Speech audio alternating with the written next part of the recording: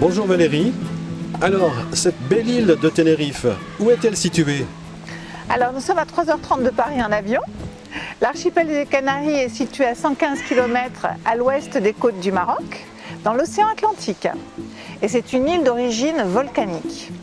C'est la plus grande de l'archipel canarien et la plus haute avec le TID qui culmine à 3718 mètres d'altitude.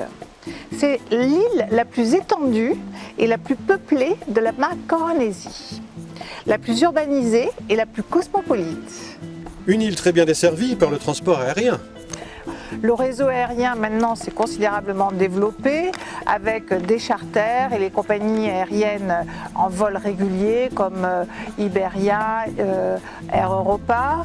Il y a 2 aéroports, l'un est au nord et l'autre est au sud, il s'appelle Reina Sofia. D'accord, et pour se rendre à la résidence Mar Azul? Il est préférable de prendre celui de Reina Sofia. Alors Mar Azul est desservi par un autoroute gratuit en passant par Las Américas, 20 minutes de route. Impossible de manquer le bâtiment majestueux de Mar Azul. Une fois que nous avons quitté l'autoroute, nous descendons vers la côte et le Mar Azul s'impose sur l'océan tel un paquebot qui sort de terre ou de nulle part. Car nous sommes encore très privilégiés ici. Nous bénéficions d'un environnement très naturel et très protégé.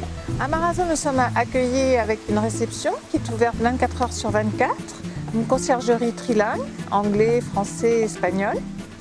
L'arrivée est rapide, les formalités sont très vite faites, les appartements sont complètement équipés, la literie est prête, le linge de maison est fourni, il y a même une serviette de piscine. Tous nos clients profitent d'un service hébergement tout au long de leur séjour, une fois par semaine. La résidence Mar Azul dispose de 355 appartements, dont 155 sont exploités par Club Hôtel, Maeva Groupe Pierre et Vacances Center Park. C'est un système de club hôtel en temps partagé. Il y a aussi 58 bungalows. Récemment, les appartements ont subi un lifting important. C'est exact, un vrai lifting, une totale rénovation. Il s'agit d'une rénovation lourde. Nous avons gardé que les murs porteurs.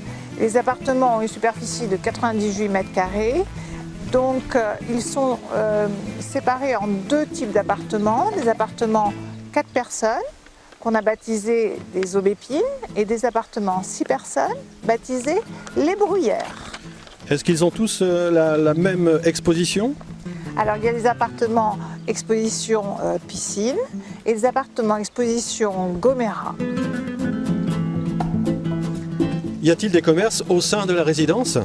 Oui, nous avons des commerces de proximité, nous avons une boulangerie, une presse bazarde, des excursionnistes, location de voitures, un salon de coiffure, salon d'esthétique, des petites boutiques de mode, une supérette, un multiservice. Et depuis la fin de notre rénovation, nous avons ouvert une boutique d'achat-vente période de 15 jours pour tous les amateurs du principe Club Hôtel.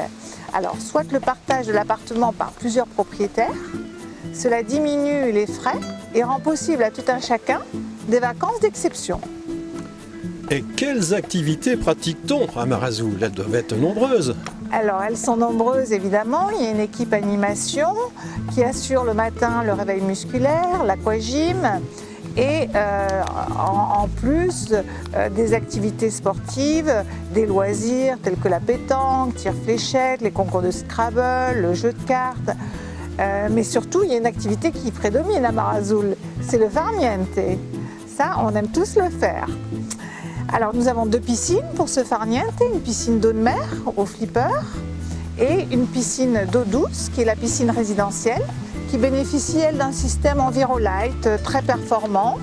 Elle est chauffée avec des plaques solaires, donc on peut s'y baigner toute l'année très agréablement.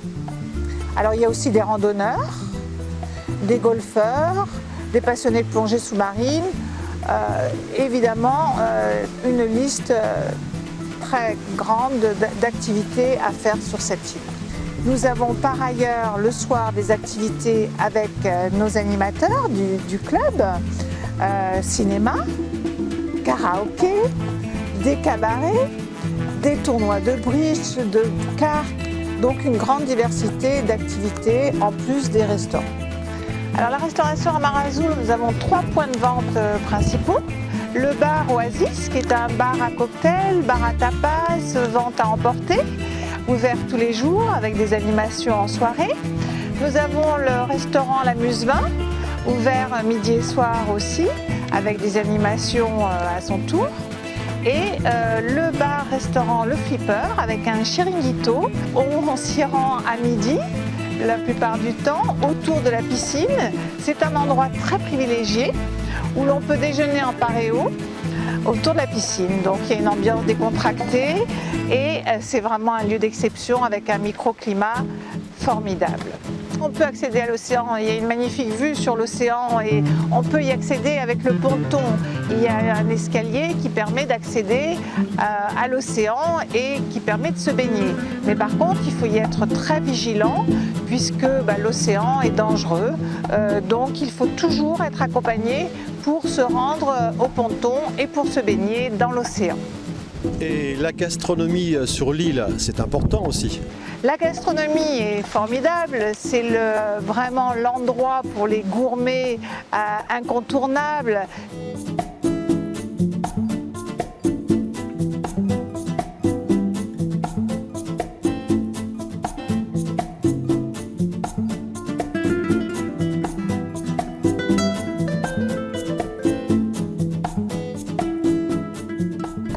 Pour terminer ce reportage, parlons un peu des curiosités sur cette île et des sites à ne pas manquer.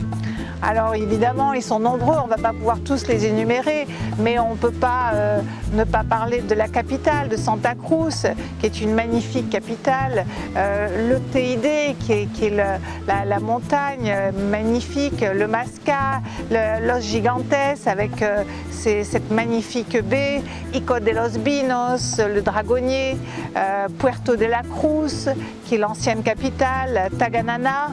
Et puis il y a des marchés agricoles aussi qu'il faut voir. Ils sont ouverts le samedi et dimanche, ils sont répartis dans toute l'île et évidemment ils proposent tous les produits frais et les produits artisanaux de l'île de Tenerife. Voilà. Pour terminer, je pense qu'un seul séjour ne suffit pas, il faut revenir.